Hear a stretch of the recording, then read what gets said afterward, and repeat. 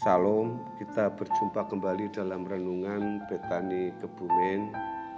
Hari ini kita akan berbicara tentang peliharalah keluarga. Teks yang akan saya ambil di dalam Yosua pasal yang ke-22 ayat 1 sampai dengan ayat yang ke-4. Firman Tuhan mengatakan, lalu Yosua memanggil orang Ruben, orang Gad, dan suku Manase yang setengah itu, dan berkata kepada mereka, kamu telah memelihara segala yang diperintahkan kepadamu oleh Musa, hamba Tuhan itu, dan telah mendengarkan perkataanku dalam segala yang kuperintahkan kepadamu. Kamu tidak meninggalkan saudara-saudaramu selama waktu itu sampai sekarang, tetapi kamu setia memelihara perintah Tuhan Allahmu kepadamu. Tetapi sekarang Tuhan Allahmu telah mengaruniakan keamanan kepada saudara-saudaramu seperti yang dijanjikan kepada mereka. Oleh sebab itu pulanglah ke kemahmu, ke tanah milikmu yang telah diberikan kepadamu oleh Musa, hamba Tuhan itu, di seberang Yordan. Bapak Ibu Saudara, jika berbicara tentang kebutuhan dalam keluarga, maka kebutuhan keluarga yang harus dipelihara itu adalah kebutuhan jasmani dan rohaninya, khususnya oleh seorang kepala rumah tangga.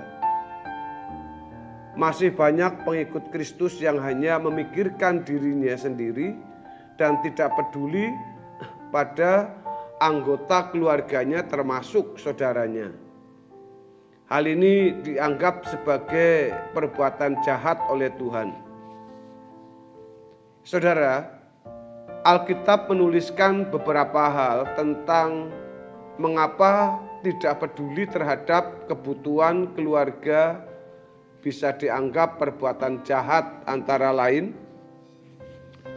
yang pertama, egois atau mementingkan diri sendiri. Egois atau mementingkan diri sendiri itu akar dari segala perbuatan jahat. Yakobus menjelaskan tentang hal ini, bagaimana seorang yang mementingkan dirinya sendiri, di situ ada satu kekacauan yang dilakukan oleh seseorang, bahkan itu dianggap sebuah perbuatan jahat. Yakobus pasal 3 ayat yang ke-16 mengatakan, sebab di mana ada iri hati dan mementingkan diri sendiri, di situ ada kekacauan dan segala macam perbuatan jahat. Perlu diingatkan untuk kita, mari kita belajar. Mementingkan diri sendiri itu akar dari segala kekacauan atau akar dari segala perbuatan jahat. Lalu yang kedua, orang beriman yang tidak mengasihi saudara dan keluarga sendiri disebut orang munafik atau pendusta.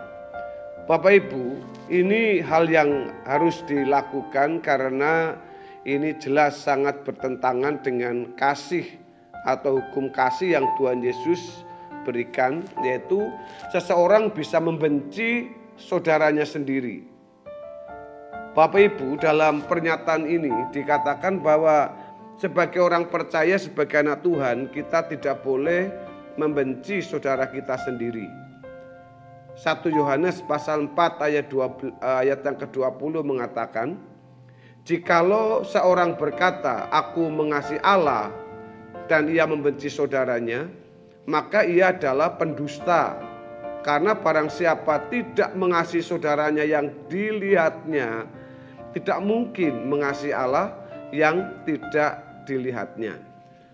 Bapak Ibu Saudara, dari pernyataan ini Yohanes ingin menjelaskan kepada kita tentang bentuk kasih yang nyata kepada Allah itu adalah apa yang kelihatan, apa yang bisa dilihat, apa yang bisa dilakukan untuk memberikan kasih kepada saudara kita.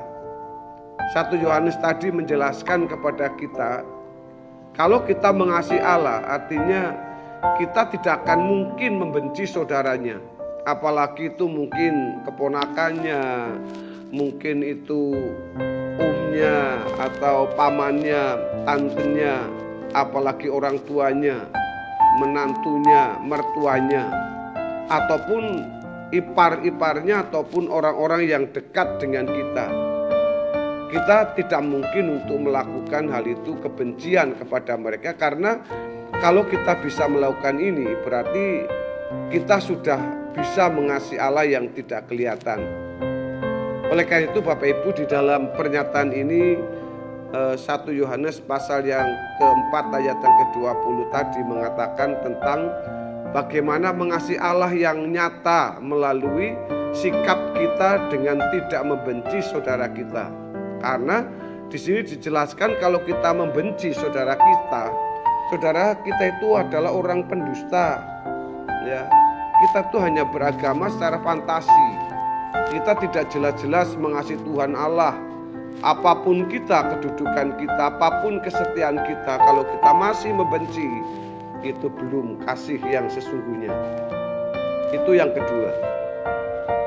Lalu yang ketiga, orang percaya yang tidak mengasihi saudaranya dan keluarganya tidak akan hidup dalam keselamatan. Lah ini saudara, ini sangat perlu direnungkan oleh kita, bahwa keselamatan yang harus kita kenakan, yang kita pakai, bukankah tujuan keselamatan itu untuk dikembalikan manusia yang berdosa, diampuni dosanya, lalu masuk menjadi anggota keluarga Allah yang berkodrat ilahi tentunya selama kita masih ada di bumi ini. Nah, cara ini saudara juga dikatakan oleh Yohanes ini. Tadi seperti yang tadi dikatakan dalam 1 Yohanes 4 ayat yang ke-20 tentang mengasihi. Lalu di dalam 1 Yohanes pasal yang ketiga ayat yang ke-14 di sini mengatakan demikian. Kita tahu bahwa kita sudah berpindah dari dalam maut ke dalam hidup, yaitu karena kita mengasihi saudara kita. Barang siapa tidak mengasihi, ia tetap di dalam maut. Wow saudara, saya sungguh tidak bisa berpikir tentang ada orang yang berkata bahwa dia itu sudah selamat, ya sudah memiliki kepastian keselamatan, tetapi orang-orang seperti ini masih belum bisa mengasihi saudaranya, tidak mau berbuat baik dengan keluarganya. Orang ini dikatakan orang yang hidup dalam bukan atau tidak akan hidup dalam keselamatan. Nah ini saudara, mari kita renungkan baik-baik. Ya, kita harus tahu ini karena kita sudah berpindah dari dalam maut ke dalam hidup. Kalau kita mengasihi saudara kita, ini tindakan kasih iman yang disertai dengan perbuatan membuktikan bahwa dia itu adalah orang yang sudah diselamatkan. Kalau kita tidak bisa mengasihi, jelas mengatakan orang itu tetap di dalam maut. Setiap kepala keluarga atau kepala rumah tangga harus berfungsi, Bapak Ibu Saudara, sebagai penyedia dan penopang kebutuhan jasmani maupun rohani keluarganya. Tidak terpenuhinya kebutuhan jasmani dan rohani keluarga adalah dosa berat bagi seorang kepala keluarga. Dalam 1 Timotius 5 ayat yang ke-8 jelas sekali mengatakan, tetapi jika ada seorang yang tidak memelihara sanak saudaranya, apalagi seisi rumahnya, orang itu murtad dan lebih buruk dari orang yang tidak beriman. Yosua tadi dalam pasal yang ke-22 memelihara orang-orang yang diselamatkan, lalu dipelihara, dijagai, lalu diberikan hak mereka untuk menempati kemah-kemah mereka, tempat-tempat yang sudah diberikan oleh Musa kepada suku-suku yang kita baca tadi saudara. Maka Bapak Ibu yang dikasihi oleh Tuhan Yesus, mari pastikan kita selalu memenuhi kebutuhan jasmani dan rohani keluarga kita lewat saudara kerja keras dan hidup menjadi pelaku firman Tuhan. Hati-hati kepala keluarga, peliharalah keluargamu, karena kalau tidak Bapak Ibu, Firman Tuhan jelas tadi dalam 1 Timotius 5 ayat yang ke-8 bahwa orang itu murtad dan lebih buruk dari orang yang tidak beriman.